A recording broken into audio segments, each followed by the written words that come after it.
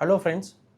நம்ம இன்றைக்கி இந்த வீடியோவில் என்ன டிஸ்கஸ் பண்ண போகிறோம் அப்படின்னா, நிறைய கேண்டிடேட்ஸ் வந்து என்கிட்ட என்கொயரி வர்றவங்க, ஆர் என்னோடய பேட்ச்சில் படிக்கிறவங்க நிறைய பேர் கேட்குற ஒரே கொஷின் என்ன அப்படின்னா, சார் நம்ம நிறைய சோஷியல் மீடியாவில் வந்து டிஃபால்ட்டாகவே வந்து டெய்லியும் ஒரு நாளைக்கு ஒரு 2, 3 டைமாவது ஏதாவது ஒரு ஏஐ உடைய அட்வர்டைஸ்மெண்ட் பார்க்குறோம்.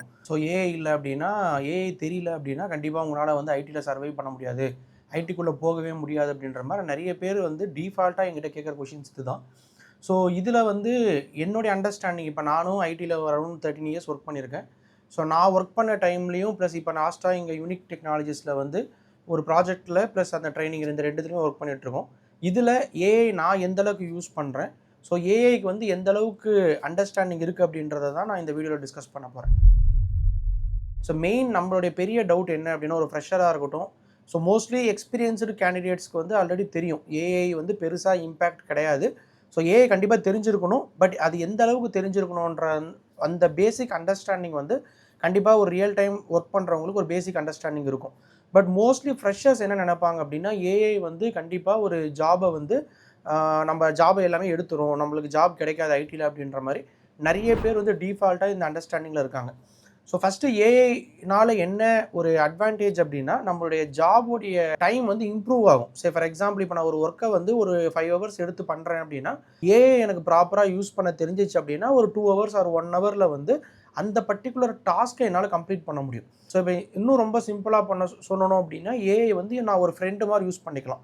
ஒரு லீடராகவோ இல்லை எனக்கு ஒரு கைடாவோ, எனக்குன்னு ஒரு சீனியர் மாதிரி எனக்கு சப்போர்ட் பண்ணுற மாதிரி ஒரு ஏஐ நான் யூஸ் பண்ணிக்கிட்டேன் அப்படின்னா, என்னோடய ஜாப் வந்து இன்னும் கொஞ்சம் ஃபாஸ்ட்டாக கம்ப்ளீட் ஆகும். அந்த மாதிரி தான் நீங்கள் ஏஐ பார்க்கணும் தவிர, ஸோ ஏஐ வந்து நம்மளுக்கு காம்படிட்டர், நம்ம வந்து ஏஐ வந்து நம்ம வேலையை ரீப்ளேஸ் பண்ணிடும் அப்படிலாம் கிடையாது. ஸோ ரொம்ப சிம்பிளாக சொல்லணும்னா, ஏஐ அப்படின்னு ஒன்று இருக்கிறனால உனக்கு வந்து நீ பண்ண போகிற ஒர்க்கை வந்து ஸ்பீடாக டெவலப் பண்ணிடலாம். ஒரு 1 மணி நேரம் பண்ணுற ஒர்க்கை வந்து ஒரு 10 to 15 மினிட்ஸில் கம்ப்ளீட் பண்ணிடலாம். ஸோ அந்த மாதிரி தான் நீ ஏஐ பார்க்கணும் தவிர, ஏஐ வச்செல்லாம் கம்ப்ளீட் ஜாபெல்லாம் ரீப்ளேஸ் ஆகாது, ஆகவும் முடியாது. ஸோ என்ன ரீசன் அப்படின்னா, ஒரு மெயின் 3 ரீசன் எடுத்துக்கலாம். ஃபார் எக்ஸாம்பிள் இப்போ நான் ஒரு கம்பெனியில் ஒர்க் பண்ணிகிட்ருக்கேன்னு வச்சுக்கோங்க. நான் வந்து இப்போ ஏதாவது ஒரு பர்டிகுலர் டாஸ்க்கையோ ஏதோ ஒரு பர்டிகுலர் ஃபீச்சரையோ நான் டெவலப் பண்ணணும். அந்த மாதிரி ஒரு ஒர்க்கை எனக்கு கொடுக்குறாங்க அப்படின்னா, அந்த டாஸ்க்கை அண்டர்ஸ்டாண்ட் பண்ணுறது வந்து நான் பண்ணுறதுக்கும் ஏஐ அண்டர்ஸ்டாண்ட் பண்ணுறதுக்கும் நிறைய டிஃப்ரென்ஸ் இருக்குது. இப்போ நான் என்ன மாதிரி இன்புட் ஏஐ கொடுக்குறேனோ, ஏஐ அதை தான் அண்டர்ஸ்டாண்ட் பண்ணிவிட்டு அதுக்கான அவுட்புட் கொடுக்கும். மேபி இன்னும் ரொம்ப சிம்பிளாக சொல்லணும் அப்படின்னா, ஏஐ கிட்ட வந்து புதுசாக க்ரியேட்டிவிட்டிலாம் கிடையாது. இப்போ நான் இப்படி பண்ண போகிறேன், இது இப்படி பண்ணால் பெட்டராக இருக்கும், நான் இப்படி தான் பண்ணுவேன் அப்படின்ற மாதிரி க்ரியேட்டிவிட்டிலாம் கிடையாது. ஸோ ஆல்ரெடி ட்ரெயின் பண்ண டேட்டாவை வச்சு தான் அது நம்மளுக்கு அவுட்புட் கொடுக்குது தவிர, அது புதுசாலாம் யோசிச்செல்லாம் அவுட்புட் கொடுக்காது. ஸோ அப்போ மெயின் ட்ராபேக் ஏஐன்னு எடுத்துக்கிட்டோம் அப்படின்னா க்ரியேட்டிவிட்டி. அந்த க்ரியேட்டிவிட்டி அதுக்கிட்ட கிடையாது. ரெண்டாவது என்ன அப்படின்னா, இப்போ நீ எந்த ஐடி கம்பெனிக்குள்ளே போனாலும் கண்டிப்பாக ஸ்டாக் ஹோல்டர்ஸ் இருப்பாங்க. அவங்க ஒரு கிளைண்ட்டை அவங்க தான் ரெக்யர்மெண்ட் கொடுப்பாங்க நம்மக்கிட்ட. உங்கள் டீம் தான் என்ன பண்ணுவாங்க அப்படின்னா, அந்த ரெக்யர்மெண்ட்டை கேதர் பண்ணி அந்த ரெக்யர்மெண்ட்டை அனலைஸ் பண்ணி டிசைனிங் ஃபேஸ்ன்னு ஒன்று நடக்கும். அந்த டிசைனிங் ஃபேஸில் தான் என்ன பண்ணுவாங்க அப்படின்னா, இந்த ப்ராஜெக்டை இந்த மாதிரி பண்ணால் பெட்டராக இருக்கும், இந்த ஃப்ளோவில் டெவலப் பண்ணணும் அப்படின்ற மாதிரி ஒரு கம்ப்ளீட் ஆர்கிடெக்சர் டிசைன் பண்ணிவிட்டு அதை வந்து ரிவ்யூ பண்ணிவிட்டு அதுக்கப்புறம் தான் அந்த ப்ராடக்ட்டை ஸ்டார்ட் பண்ணுவாங்க. ஸோ அப்போ மெயின் என்ன இங்கே நடக்குது அப்படின்னா, ஒரு ஒரு ஸ்டாக் ஹோல்டர்ஸ்க்கும் ஒரு டீமும் டிஸ்கஸ் பண்ணி ஒரு டிசைனை ஃபைனலைஸ் பண்ணிவிட்டு அதுக்கப்புறம் தான் அந்த ப்ராஜெக்ட் வந்து கிக் ஸ்டார்ட் பண்ண போகிறாங்க. ஸோ இந்த ஒர்க்கை வந்து ஏஐ எப்படி பண்ணும், ஜஸ்ட் இமேஜின் பண்ணி பாருங்கள். ஸோ நம்ம ஒரு ஹியூமனாக யோசித்து பண்ணுற வேலையையும் ஒரு ஏஐ பண்ணுற வேலைக்கும் நிறைய டிஃப்ரென்ஸ் இருக்குது. அப்போ இங்கே என்ன நடக்குது அப்படின்னா, ரெக்யர்மெண்ட்டை கேதர் பண்ணுற அண்டர்ஸ்டாண்டிங்குமே வந்து ஏஐ பெட்டராக பண்ணாது. ஸோ ஃபஸ்ட்டு க்ரியேட்டிவிட்டி கிடையாது, இந்த ரெக்யர்மெண்ட் கேதரிங்லேயும் பிரச்சனை இருக்கும். ஸோ மூணாவது என்ன அப்படின்னா, இப்போ நான் எக்ஸாம்பிள் ஒரு கிளைண்ட் இருக்காங்க, இல்லை ஒரு மேனேஜர் இருக்காங்கன்னு வச்சுக்கோங்க.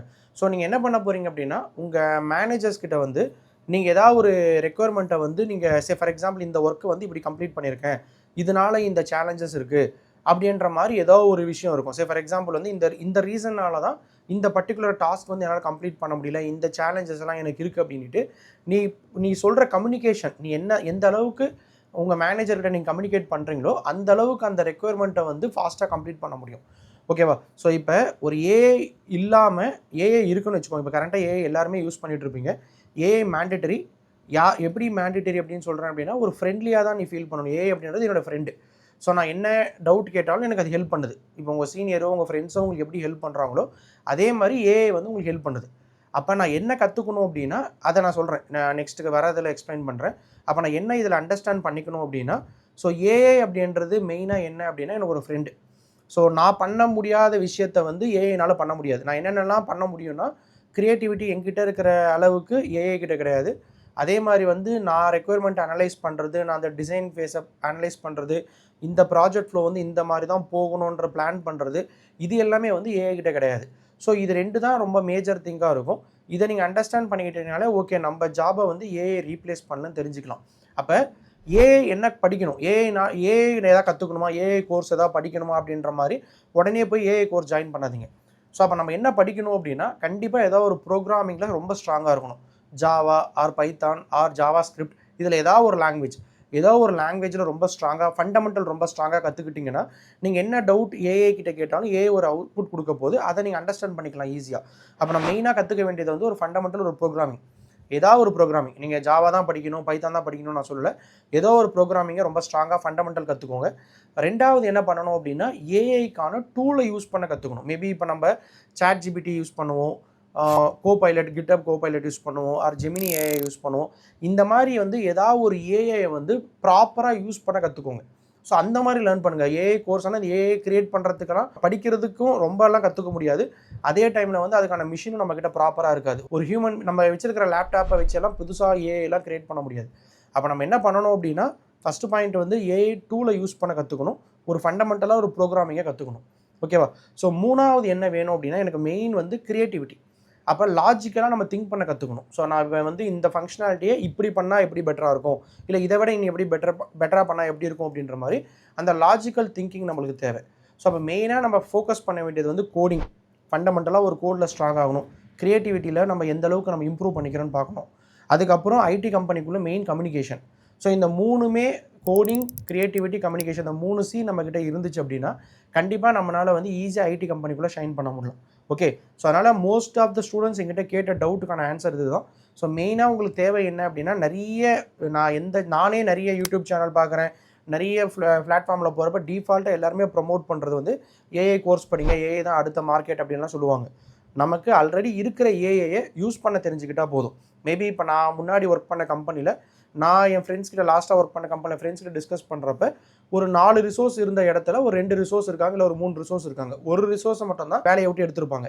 ஸோ அந்த ஒரு ரிசோர்ஸுக்கு பதிலாக இப்போ அங்கே என்ன கொண்டு வந்திருக்காங்கன்னா, ஏஐ கொண்டு வந்திருக்காங்க.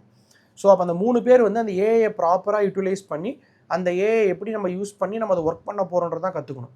நான் புதுசாக ஏஐ கற்றுக்கக்கூடாது, அந்த ஏஐ எப்படி யூஸ் பண்ணுறதுன்னு நான் கற்றுக்கணும். ஸோ இதுதான் மேஜராக நம்ம பண்ண வேண்டியது.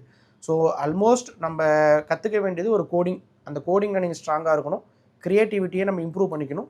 லாஸ்ட்டாக வந்து கம்யூனிகேஷன். இது 3மே இருந்துச்சு அப்படின்னா நம்மளால் ஈஸியாக ஐடி கம்பெனிக்குள்ளே சர்வே பண்ண முடியும். ஓகேங்களா? ஸோ இதை பற்றின வேறு ஏதாவது உங்களுக்கு டிஸ்கிரிப்ஷன் வேணும், வேறு ஏதாவது உங்களுக்கு இதை பற்றின வேறு ஏதாவது டவுட்ஸ் உங்களுக்கு இருக்குது, இல்லை ஏஐயில் என்னென்னலாம் படிக்கணும், இந்த ப்ரோக்ராமிங்கில் என்ன ப்ரோக்ராமிங் பெட்டராக படிக்கணும், மார்க்கெட்டில் எந்த டெக்னாலஜி வந்து ரொம்ப ஓப்பனிங்ஸ் இருக்குது, அந்த மாதிரி ஏதாவது டவுட் இருக்குது அப்படின்னா நீங்கள் கமெண்ட்ஸில் சொல்லுங்கள். நெக்ஸ்ட் வீடியோ நான் உங்களுக்கு போஸ்ட் பண்ணுறேன். தேங்க்யூ.